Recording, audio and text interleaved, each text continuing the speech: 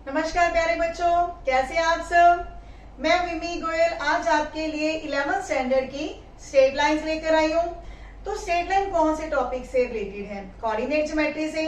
Coordinate geometry हमारे लिए कोई नया शब्द नहीं है, ये हम 9th स्टैंडर्ड से पढ़ते आ रहे हैं। 9th स्टैंडर्ड के अंदर हमने सीखा था पॉइंट्स को प्लॉट करना, यह भी सीखा कौन से क्वाड्रेंट के अंदर कौन से पॉइंट लाई करते हैं। जैसे हम 10th स्टैंडर्ड में गए तो 10th स्टैंडर्ड के अंदर हमने 7th चैप्टर के अंदर भी कुछ टॉपिक्स को डिस्कस किया था। तो आज हमारे लिए फिर नया क्या है? हमने 9th स्टैंडर्ड के अंदर यह सीखा था कि अगर एक लाइन दी गई है तो उसके पॉइंट्स हमने कैसे फाइंड आउट करने हैं। लेकिन अगर पॉइंट्स दिए गए हो और यह कह दिया जाए इन दो पॉइंट्स के लिए कौन सी लाइन होगी, तो फिर हम कैसे लिखेंगे? तो यही हमारा जो टॉपिक है नया है।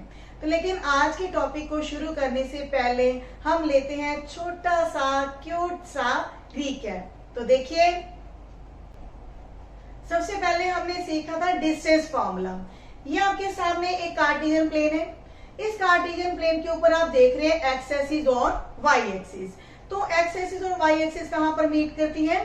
ओरिजिन पे। तो इस कार्टेशियन प्लेन के ऊपर हम दो पॉइंट ले रहे हैं, ए और बी। ए के कोऑर्डिनेट्स हैं x1 y1 और b के कोऑर्डिनेट्स हैं x2 y2। तो अगर इन दो पॉइंट्स को मैं मिला देती हूं तो हमें लाइन मिलती है AB।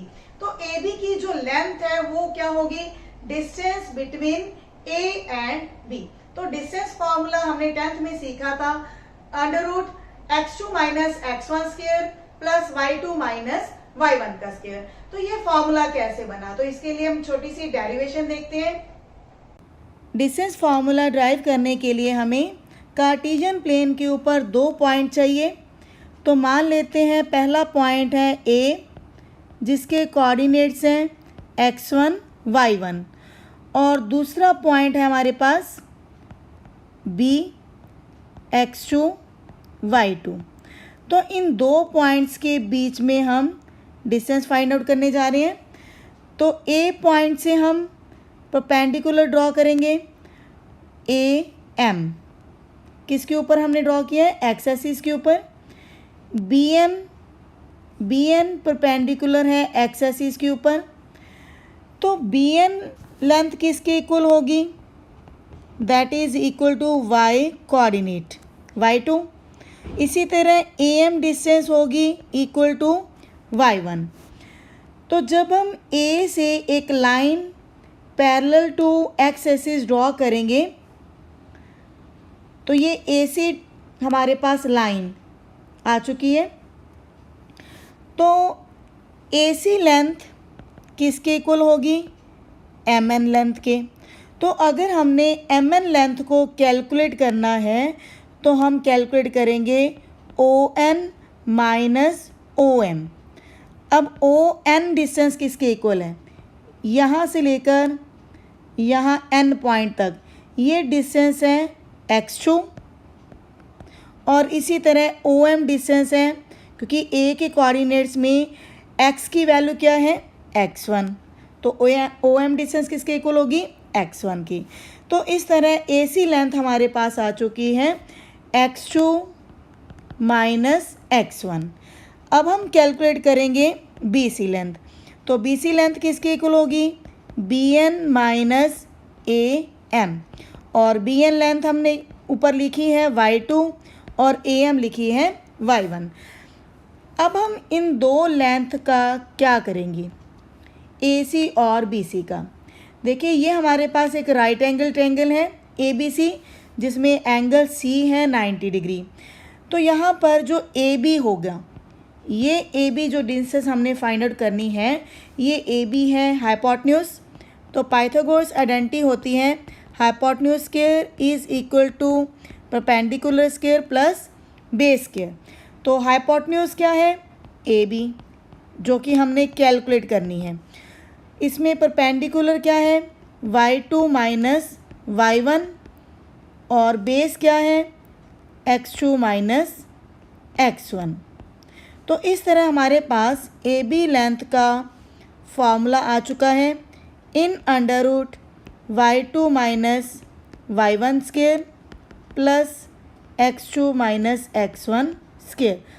आप चाहे तो x2 माइनस x1 स्क्वायर को पहले लिख सकते हैं। तो ये हमारे पास डिस्टेंस फार्मूला बन चुका है। डिस्टेंस फार्मूला के बाद हमने सीखा था सेक्शन फार्मूला। क्या था वो सेक्शन फार्मूला? अगर कार्टेशियन प्लेन के ऊपर a पॉइंट गिवन है, b पॉइंट गिवन है, तो a और b क्या होंगे यहाँ पर? देखिए जब कार्टेशियन प्लेन है तो a और b के कोऑर्डिनेट्स तो जरूर गिवन होंगे, तो ले लेते हैं भाई। a के कोऑर्डिनेट्स हम मान लेते हैं x1 y1 और b के कोऑर्डिनेट्स मान लेते हैं x2 y2। तो a और b को मिलाने पर हमारे पास क्या आएगी? एक स्ट्रेट लाइन आएगी। तो इस स्ट्रेट लाइन के ऊपर एक तीसरा पॉइंट भी आ जाता है c, जो कि इस लाइन को डिवाइड करता है m रेशो n से। अब c रूट जाता है। c कहता है कि अगर A B line well defined है, a और b के कोऑर्डिनेट्स हमें पता है, तो भाई मुझे भी डिफाइन करो। तो कर लेते हैं। तो c के कोऑर्डिनेट्स हमने फाइंड आउट करना सीखा था सेक्शन फार्मूला के अंदर। क्या था वो formula? m into x2 plus n into x1 divide by m plus n। और इसका y कोऑर्डिनेट क्या था? m into y2 plus n into y1 divide by m plus n। क्या होगा कि अगर m और n की वैल्यू इक्वल रख दी जाए, यानी कि अगर c मिड पॉइंट है ab का, और तो रेशो क्या बन जाएगी? 1:1। तो 1:1 यानी कि m और n की वैल्यूज 1:1 भरने पर हमारे पास c के कोऑर्डिनेट्स क्या बन जाते हैं? x1 plus x2 divide by 2 comma y1 plus y2 divide by 2। तो इस तरह मिड पॉइंट के कोऑर्डिनेट्स भी हमारे पास यह थे। तो ये हमारे पास क्या था? Section formula. अब इसके बाद हमने सीखा था एरिया फार्मूला। तो चलिए वो भी देखते हैं। किसी ट्रायंगल का एरिया फाइंड आउट करने के लिए हम हेल्प ले रहे हैं ट्रायंगल की। तो कार्टेशियन प्लेन के ऊपर आपको एक ट्रायंगल नजर आ रही है। तो इस ट्रायंगल के हमने 3 पॉइंट्स मान लिए ए बी सी। तो ए के कोऑर्डिनेट्स हम मान लेते हैं x1 y1, बी के कोऑर्डिनेट्स मान लेते हैं x2 y2, सी के कोऑर्डिनेट्स मान लेते हैं x3 y3। तो इन 3 पॉइंट्स की हेल्प से हमने 10th स्टैंडर्ड के अंदर एरिया फॉर्मूला सीखा था 1/2 in modulus x1 into y2 minus y3 plus x2 into y3 minus y1 plus x3 into y1 minus y2। तो देखिए काफी आसान पैटर्न है। आप देख रहे हैं कि जब हमने x1 लिया तो उसके साथ क्या आया है? y2 और y3। जब हमने x2 को लिखा तो उसके साथ आए हैं y3 और y1। जब हमने लिखा x3 तो हमने लिए हैं y1 और y2, यानी कि सीरीज है 1 2 3 की। तो काफी आसान है ये फॉर्मूला याद करना।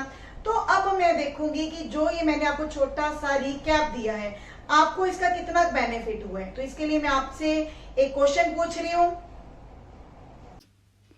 Find the distance between P and Q if PQ is parallel to y axis, if PQ is parallel to x axis।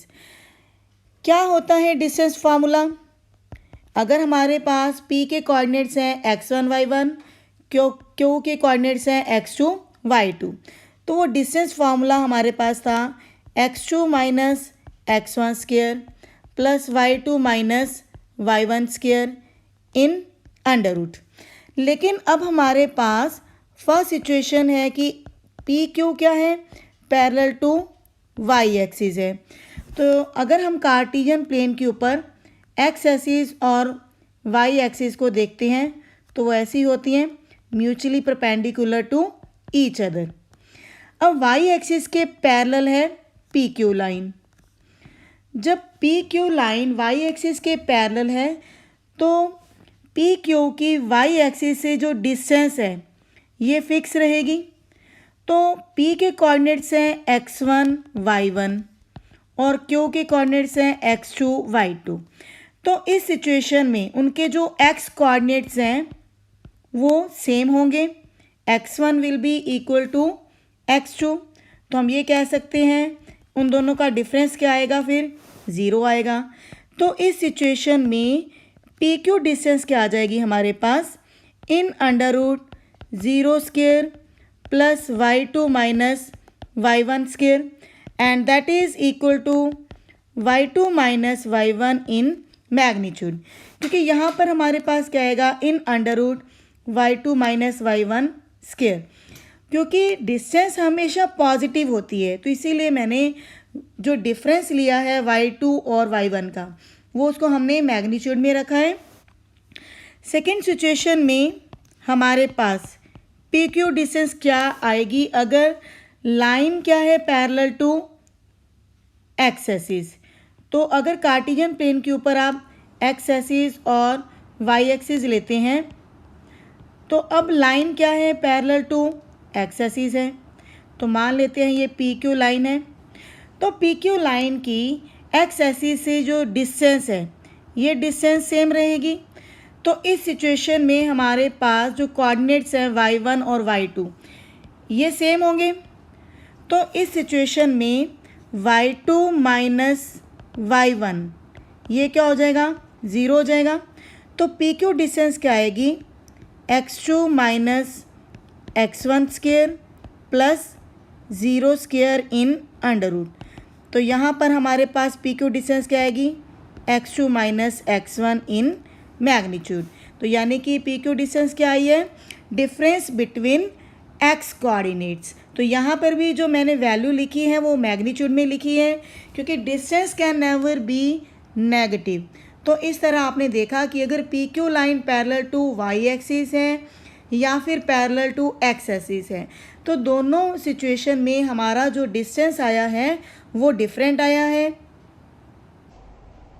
हाँ जी, इस रिकैप के बाद आते हैं अपने मेन टॉपिक के ऊपर। अब हम पढ़ेंगे स्लोप के बारे में, किसी लाइन की स्लोप क्या होती है। जब कोई लाइन हमारे पास कार्टेशियन प्लेन के ऊपर होती है तो वो एक्स एक्सिस के साथ मान लेते हैं कि एंगल थीटा बना रही है, तो उस थीटा के ऊपर tan की वैल्यू को हम कहते हैं स्लोप ऑफ द लाइन। तो यहाँ पर जो थीटा है वो क्या होना चाहिए, एंटी क्लॉकवाइज डायरेक्शन में होना चाहिए। और थीटा क्या है, this is the inclination made by line with respect to X axis. इसके लिए मैं आपको एक छोटा सा डेमो देने जा रही हूँ। मान लेते हैं ये एक्स एक्सिस है और इसके ऊपर ये लाइन जो है झुकी हुई है। तो ये लाइन जो है इस एक्स एक्सिस के साथ एंगल क्या बना रही है, थीटा बना रही है। और जैसे ही मैं एंगल को चेंज करती हूँ तो ये जो इंक्लिनेशन है वो भी चेंज हो जाएगा, यानी कि थीटा के चेंज होने के साथ साथ उसकी स्लोप भी चेंज होगी। अगर हम स्लोप अगर थीटा हमारे पास 0 डिग्री है तो स्लोप क्या हो जाएगी, tan 0, और tan 0 की वैल्यू क्या होती है, 0। यानी कि अगर कोई लाइन एक्स एक्सिस के साथ एंगल 0 बना रही है तो उस लाइन की स्लोप क्या होगी, 0। जैसे ही एंगल को हम 90 डिग्री लेते हैं तो स्लोप क्या बन जाएगी, tan 90, और tan 90 की वैल्यू क्या होती है, अनडिफाइंड। तो इसीलिए हम ये कह सकते हैं कि अगर कोई लाइन एक्स एक्सिस के साथ एंगल 90 डिग्री बना रही है तो उसकी स्लोप क्या हो जाती है, अनडिफाइंड। तो इसीलिए जो हमने स्लोप डिस्कस करनी है वो नॉन वर्टिकल लाइंस के लिए डिस्कस करेंगे। लेकिन ये जो हमने फॉर्मूला सीखा है स्लोप का, slope is equal to tan theta, ये तभी हम फाइंड आउट कर सकते हैं जब हमें थीटा गिवन होगा। लेकिन अब हम कौन सा टॉपिक डिस्कस कर रहे हैं, कोऑर्डिनेट ज्योमेट्री में। तो कोऑर्डिनेट ज्योमेट्री में तो हमारे पास पॉइंट्स होंगे। तो अब हम डिस्कस करते हैं कि अगर किसी लाइन के ऊपर 2 पॉइंट्स गिवन है या फिर 2 पॉइंट से पासिंग अगर एक लाइन गिवन है तो उस लाइन की स्लोप क्या होगी। तो उस स्लोप का फॉर्मूला होता है y2 minus y1 divided by x2 minus x1। तो इसकी डेरिवेशन देखते हैं। अब हम एक ऐसी लाइन का स्लोप फाइंड आउट करने जा रहे हैं जिसके ऊपर 2 पॉइंट गिवन है। मान लेते हैं ये एक ऐसी लाइन है जिसके 2 पॉइंट्स हमें गिवन है P और Q। मान लेते हैं P के कोऑर्डिनेट्स हैं x1 y1, Q के कोऑर्डिनेट्स हैं x2 y2। तो इस लाइन की स्लोप क्या होगी, वैसे तो हमें पता है स्लोप का फॉर्मूला क्या होता है, that is equal to tan theta. Theta क्या होता है, जो लाइन एक्स एक्सिस के साथ बनाती है इन द पॉजिटिव डायरेक्शन। लेकिन अब हम क्या करेंगे, 2 पॉइंट फार्मूला यूज़ करने जा रहे हैं। तो उसके लिए हम क्या करेंगे, P पॉइंट से एक परपेंडिकुलर ड्रॉ करेंगे, परपेंडिकुलर ऑन एक्स एक्सिस। इसी तरह क्यू पॉइंट से हम एक परपेंडिकुलर ड्रॉ कर रहे हैं एक्स एक्सिस के ऊपर। तो ये दो परपेंडिकुलर हैं PM और QN। तो यहाँ आप देख रहे हैं कि अगर Q से मैं एक लाइन ड्रॉ करती हूँ एक्स एक्सिस के पैरेलल, तो हमें एक ट्रायंगल मिल रही है PQR, जिसमें R एंगल क्या होगा 90 डिग्री। तो ये एक राइट एंगल ट्रायंगल बन रही है जिसमें हमारे पास QR परपेंडिकुलर है, PR बेस है और PQ क्या है, हाइपोटेन्यूज है। तो tan थीटा का फार्मूला क्या होता है, परपेंडिकुलर अपॉन बेस। अब परपेंडिकुलर लेंथ क्या है, that is equal to QR, और बेस क्या है, that is equal to PR। लेकिन QR डिस्टेंस हम कैसे कैलकुलेट करेंगे, that will be equal to QN minus RN। ये हमारी टोटल जो डिस्टेंस है QN, इसमें से अगर हम ये RN डिस्टेंस को सब्ट्रैक्ट कर देते हैं तो हमें क्या मिलती है, QR। इसी तरह PR ये लेंथ होगी इक्वल टू MN लेंथ के। अब MN लेंथ के लिए हम क्या करेंगे, ON में से OM को सब्ट्रैक्ट करेंगे, ON माइनस OM। अगर हमारा ओरिजिन O है तो हम यहाँ पे डिस्टेंस ले रहे हैं ON माइनस OM। अब QN डिस्टेंस क्या है, that is the y coordinate of Q point. तो Q पॉइंट का y कोऑर्डिनेट क्या है, y2, और RN डिस्टेंस क्या है, that is equal to PM। ये हमारी PM डिस्टेंस के इक्वल होगा, और PM डिस्टेंस के लिए हम P पॉइंट का y कोऑर्डिनेट देखेंगे, वो है y1 डिवाइडेड बाय ON। अब ON डिस्टेंस हमारे पास है x2 और OM डिस्टेंस है x1। तो इस तरह से हमारे पास स्लोप निकल चुकी है 2 पॉइंट फार्मूला से, y2 minus y1 divided by x2 minus x1। अब हम देखते हैं कि अगर दो लाइंस पैरेलल हैं तो उनकी स्लोप्स क्या होगी। मान लीजिए ये दो लाइंस पैरेलल हैं, आपको दिख रहा होगा। तो ये दो लाइंस पैरेलल हैं तो वो एक्स एक्सिस के साथ एंगल सेम बनाएंगी।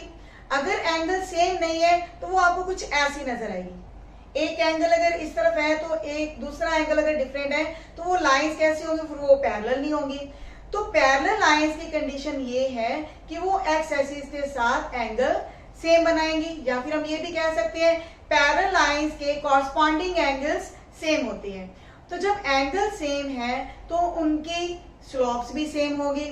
तो इसीलिए हमारे पास एक फार्मूला बन जाता है, अगर पहली लाइन की स्लोप है m1 और दूसरी लाइन की स्लोप है m2, तो m1 और m2 आपस में इक्वल होंगी। अब हम डिस्कस करते हैं कि अगर दो लाइंस आपस में परपेंडिकुलर है तो उनके बीच में स्लोप का क्या रिलेशन बनेगा। अगर हमें दो लाइंस दी गई हैं जो आपस में परपेंडिकुलर हैं तो उन लाइंस की स्लोप्स के बीच में क्या रिलेशन होगा।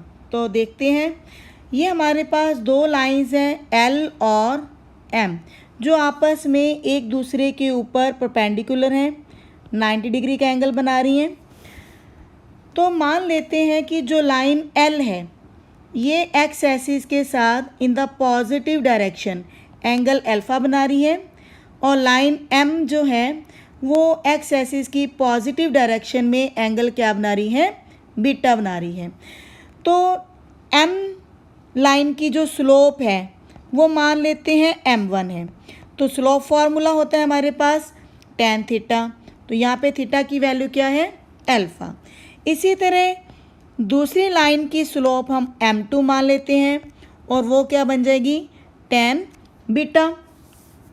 अब हम देखेंगे अल्फ़ा और बीटा का आपस में क्या कनेक्शन है। अब हम ये ट्रायंगल देख रहे हैं A, B और C। इस ट्रायंगल का एक्सटीरियर एंगल है अल्फ़ा, तो अल्फ़ा की वैल्यू क्या होगी, that is equal to beta plus angle ABC। अब एंगल ए बी सी कितने डिग्री का होगा? देखिए ये हमारे पास 90 डिग्री का एंगल है, तो इसका वर्टिकली ऑपोजिट भी 90 डिग्री का होगा। तो यहाँ पर अल्फ़ा की वैल्यू आ जाएगी बीटा प्लस 90 डिग्री। तो इस अल्फ़ा की वैल्यू को हम m1 स्लोप के अंदर रिप्लेस करेंगे, tan बीटा प्लस 90 डिग्री हो जाएगा। अब बीटा प्लस 90 यानी कि 90 प्लस थीटा एंगल होता है सेकेंड क्वाड्रेंट में। सेकेंड क्वाड्रेंट में हमें पता है tan नेगेटिव होता है, लेकिन tan नेगेटिव की वजह से क्या बन जाएगा? Cot beta. अब m1 हमारे पास क्या है? tan alpha. अब cot beta left hand side पर जाके क्या बन जाएगा? इसका रेसिप्रोकल लेंगे तो tan beta that is equal to -1। इस तरह हम ये कह सकते हैं m1 into m2 that is equal to -1, यानी कि दोनों लाइंस की स्लोप का प्रोडक्ट क्या होगा? -1 होगा। और अगर हमें m1 दिया है और m2 को कैलकुलेट करना है तो m2 की वैल्यू होगी नेगेटिव रेसिप्रोकल ऑफ m1। तो ये फार्मूला मोस्ट इम्पॉर्टेंट है जिसको हम आगे कई क्वेश्चंस में यूज़ करेंगे। हाँ जी, हमने ये तो सीख लिया कि अगर दो लाइंस पैरेलल हैं तो उनकी स्लोप्स क्या होती है? इक्वल होती है। और अगर दो लाइंस परपेंडिकुलर होती है तो उनकी स्लोप्स क्या होती है? Negative reciprocal of each other. लेकिन अब हम सीखेंगे कि अगर दो इंटरसेक्टिंग लाइंस हैं कुछ इस तरह से, तो उनके बीच में एंगल को कैसे फाइंड आउट किया जाए? तो मान लेते हैं कि उनके बीच में एक्यूट एंगल बन रहा है थीटा। वैसे तो दो तरह के एंगल बनते हैं, एक तरफ तो एंगल बनेगा एक्यूट एंगल और दूसरा जो लीनियर पेयर की फॉर्म में बनेगा वो बनेगा ऑब्ट्यूज एंगल। तो हमारे पास दो तरह के एंगल निकलते हैं। तो लेकिन मोस्टली क्वेश्चंस में हम कोशिश करते हैं कि जो एंगल फाइंड आउट किया जाए वो एक्यूट एंगल फाइंड आउट किया जाए। तो इस थीटा को फाइंड आउट करने का फॉर्मूला क्या है? मान लेते हैं कि एक लाइन की स्लोप है m1, दूसरी लाइन की स्लोप है m2। तो इन दो स्लोप की हेल्प से हम थीटा कैसे फाइंड आउट करेंगे? उसका फॉर्मूला होता है tan theta is equal to in magnitude m1 minus m2 divide by 1 plus m1 into m2। वैसे तो इस फॉर्मूला की डेरिवेशन भी मैं आपको दे सकती हूँ, लेकिन क्योंकि इन डेरिवेशंस में आप उलझ जाएंगे, आप कंफ्यूज हो जाएंगे और इन डेरिवेशंस का हमारा एग्जाम से कोई भी रिलेशन नहीं है, तो इसीलिए मैं इस फॉर्मूला की आपको डेरिवेशन यहाँ पर नहीं दे रही। तो अब हम डिस्कस करेंगे जितने भी हमने स्लोप के फॉर्मूला सीखा है, चाहे वो tan थीटा फॉर्मूला सीखा है या फिर 2 पॉइंट फॉर्मूला सीखा है या फिर पैरेलल लाइंस की कंडीशन, परपेंडिकुलर लाइन की कंडीशन या फिर दो लाइंस के बीच में एंगल फॉर्मूला। तो इन सभी से रिलेटेड अब हम एग्जांपल्स को डिस्कस करने जा रहे हैं, क्योंकि बिना एग्जांपल्स के आपको समझ नहीं आएगा कि हमने क्वेश्चंस को सॉल्व कैसे करना है। क्या है question number 1? Find the slope of A line which passes through the origin and mid point of the line segment joining points P and B। यहाँ पे P और B के कोऑर्डिनेट्स गिवन है।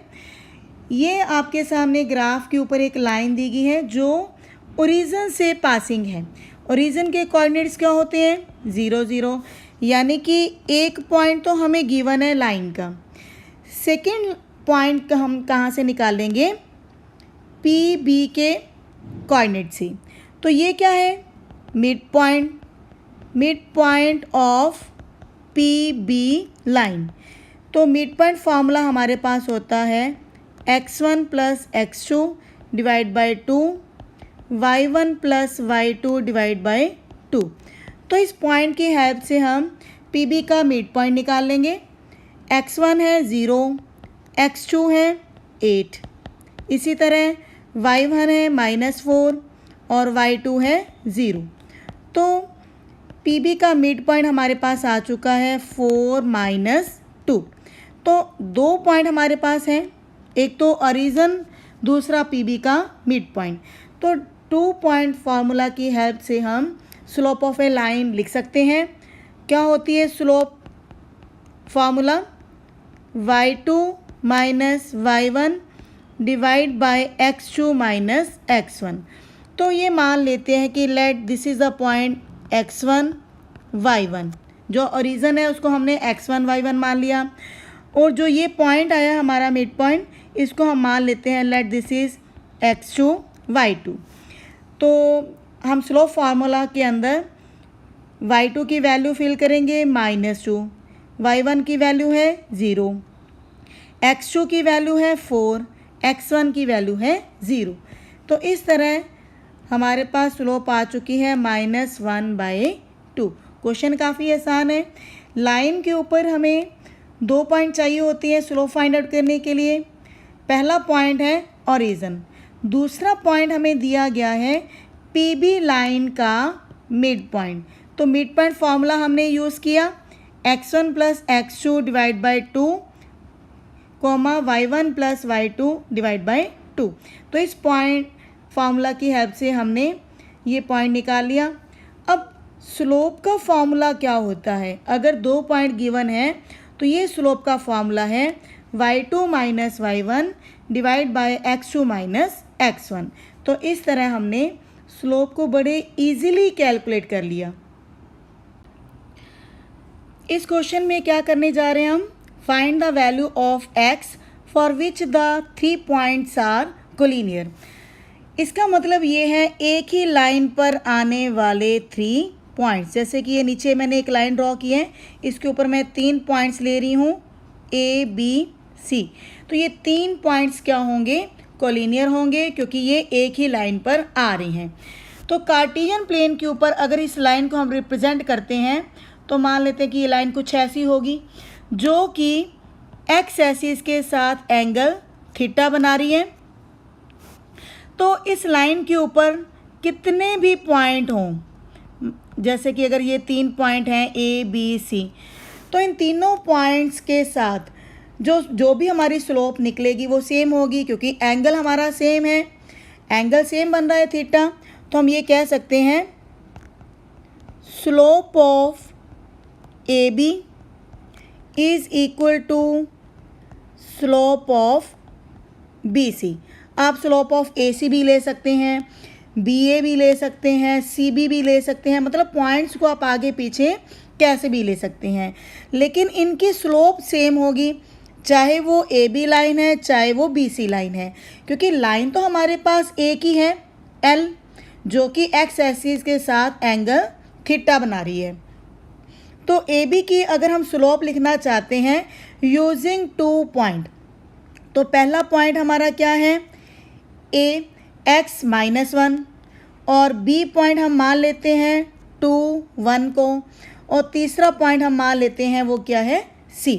तो AB की स्लोप के लिए हम AB पॉइंट्स को यूज़ कर रहे हैं using formula y2 - y1 / x2 - x1। तो इस पॉइंट की हेल्प से हम AB लाइन की स्लोप लिखेंगे, तो ये आएगा y2 की वैल्यू क्या है? 1 है, और y1 की वैल्यू है -1 / 2 - x equal to, now slope of BC। तो BC के लिए हम B और C इन 2 पॉइंट्स के यूज़ करेंगे। तो न्यूमरेटर में आएगा 5 - 1, डिनोमिनेटर में आएगा 4 - 2। Now this is equal to 1 + 1 / 2 - x is equal to 4/2। तो 4 को जब हम 2 से डिवाइड करेंगे तो क्या आएगा? 2। Now 2 is equal to 2 × 2 - x। ये जो डिनोमिनेटर में है 2 - x, ये हमारे पास राइट हैंड साइड में क्रॉस मल्टीप्लाई हो जाएगा। नाउ 2 से 2 को कैंसिल करेंगे तो लेफ्ट हैंड साइड पर आएगी value 1। Now x will be equal to 2 - 1 is equal to 1। तो x की वैल्यू इस तरह से हमारे पास क्या आ जाती है? 1 आ जाती है। तो क्या किया इस क्वेश्चन के अंदर हमने? एक ऐसी लाइन है जिसके ऊपर 3 पॉइंट्स गिवन है, तीनों पॉइंट्स कोलिनियर हैं, तो स्लोप ऑफ AB और स्लोप ऑफ BC इक्वल होगी, क्योंकि वो एक्स एक्सिस के साथ एंगल सेम बनाती हैं। तो हमने क्या फार्मूला यूज़ किया है? 2 पॉइंट फार्मूला। स्लोप का 2 पॉइंट फार्मूला होता है y2 minus y1 divide by x2 minus x1। अब इस क्वेश्चन में क्या है, the slope of A line is double of the slope of another line if the tangent of angle between them is 1/3 find the slopes of line. मान लेते हैं कि हमारे पास दो लाइन ऐसी हैं जिनमें पहली लाइन की स्लोप है m1, दूसरी लाइन की स्लोप है m2 और उन दोनों लाइंस के बीच में एंगल बन रहा है थीटा। दोनों लाइन की स्लोप हमें नहीं दी हुई, ये हमने फाइंड आउट करनी है। पहली लाइन में क्या दिया हुआ है क्वेश्चन के अंदर, slope of line is double of the slope of another line, यानी कि एक लाइन की स्लोप दूसरी लाइन की स्लोप का डबल है। पहला ये कंसेप्ट है हमारा। दूसरा है टेंजेंट ऑफ एंगल, यानी कि tan थीटा, क्योंकि एंगल तो उनके बीच में हमने थीटा माना है, तो tan थीटा की वैल्यू है 1/3। Find the slopes of lines. अब हमने लाइंस की स्लोप्स निकालनी है। अब tan थीटा का फॉर्मूला क्या होता है, अगर हमारे पास स्लोप है m1 और m2 तो उनके बीच में tan थीटा का फॉर्मूला होता है m2 minus m1 divide by 1 plus m1 into m2 in magnitude is equal to 1/3। Actual में tan थीटा का फॉर्मूला जो हम लेते हैं वो हम पॉजिटिवली वैल्यू लेते हैं ताकि जो हमारा एंगल आए वो एक्यूट आए। वैसे तो हमारे पास दो एंगल बनते हैं, एक एंगल बनता है एक्यूट एंगल और दूसरा बनता है ऑब्ट्यूज एंगल, यानी कि पाई माइनस थीटा। लेकिन हम एंगल कैलकुलेट करते हैं एक्यूट, तो इसीलिए हम पॉजिटिवली वैल्यू लेनी है तो हम मैग्नीट्यूड में रखते हैं। लेकिन जब हम स्लोप्स को कैलकुलेट करेंगे तो हम इस मैग्नीट्यूड की दोनों वैल्यू लेंगे, प्लस और माइनस। तो यहाँ पर मैं रिप्लेस कर रही हूँ m1 की वैल्यू। m1 की वैल्यू क्या है, 2 times m2 divide by 1 plus 2m2 into m2। अब हम मैग्नीट्यूड की दो वैल्यूज़ ले रही हूँ, प्लस माइनस 1/3। तो इसको हम जब कैलकुलेट करेंगे तो minus m2 is equal to, अगर तो प्लस का लेते हैं साइन तो 1/3 आएगा, 1 प्लस 2m2 स्क्वायर। और अगर हम नेगेटिव साइन लेंगे तो ये दो सिचुएशन हमारे पास आ रही हैं, दूसरी नेगेटिव साइन के साथ आएगी, minus 1/3 into 1 plus 2m2 square. तो जब हम इस सिचुएशन को सॉल्व करेंगे तो क्या आएगा हमारे पास, 2m2 square plus 3m2 plus 1 equal to 0। तो इस क्वाड्रेटिक इक्वेशन को हम इजीली सॉल्व कर सकते हैं, फैक्टर्स बनाकर भी और क्वाड्रेटिक फार्मूला लगाकर भी। तो दो फैक्टर बनेंगे, 2m2 प्लस 1 इंटू में m2 प्लस 1 इक्वल टू 0। तो यहाँ से हमारे पास m2 की दो वैल्यूज़ आएंगी, एक वैल्यू तो आएगी -1, दूसरी वैल्यू आएगी -1/2। और इसी तरह जब हम ये दूसरी सिचुएशन को सॉल्व करेंगे, यानी कि दूसरा केस है हमारे पास नेगेटिव साइन के साथ, तो m2 की वैल्यू हमारे पास क्या आएगी देखते हैं। ये इक्वेशन बनेंगे 2m2 square minus 3m2 plus 1 equal to 0। तो यहाँ दो फैक्टर बनेंगे, 2m2 -1 और दूसरा फैक्टर बनेगा m2 -1 इक्वल टू 0। तो यहाँ से m2 की दो वैल्यू आएंगी, 1 और 1/2। तो अब हमने क्या करना है, m1 को सॉल्व करना है। तो पहला जो हमारा केस आया है उसमें m2 की वैल्यू के अकॉर्डिंग m1 सॉल्व होकर आएगा -2 और -1, क्योंकि इसका डबल लेना है। इसी तरह सेकेंड केस में m1 क्या आएगा, 2 और 1, क्योंकि इसका भी हम डबल लेंगे अकॉर्डिंग टू दिस सिचुएशन। इस तरह हमारे पास 4 तरह की स्लोप्स आ जाती हैं। पहली स्लोप्स आती हैं -1 -2। दूसरी तरह की स्लोप्स आई हैं -1/2 और -1। तीसरा आई है 1 और 2। चौथी आई है 1/2 और 1। तो इस तरह आपने इस क्वेश्चन के अंदर देखा जो हमारी 2 लाइंस थी उनकी कितनी स्लोप्स आई हैं, 4 टाइप्स की। हाँ जी, इस तरह आज आपने स्ट्रेट लाइंस के बारे में काफी कुछ सीखा। आपने किसी लाइन की स्लोप को फाइंड आउट करना सीखा tan थीटा फॉर्मूला से, 2 पॉइंट फॉर्मूला से। 2 लाइंस अगर पैरेलल है तो उनकी कंडीशन क्या है, 2 लाइंस अगर परपेंडिकुलर है तो उनकी सिचुएशन क्या है, और अगर 2 लाइंस के बीच में हमने एंगल थीटा निकालना है तो उसका फॉर्मूला क्या था। तो मुझे उम्मीद है कि आपको आज का लेक्चर अच्छी तरह से समझ आ गया होगा। स्ट्रेट लाइंस के लिए आपके मन में जो भी डर था, भय था, वो भी निकल गया होगा। और भी बहुत कुछ है इस चैप्टर के बारे में सीखने के लिए, तो उसके लिए आप नेक्स्ट लेक्चर हमारा देखना ना भूलिए। मिलते हैं नेक्स्ट वीडियो में। धन्यवाद।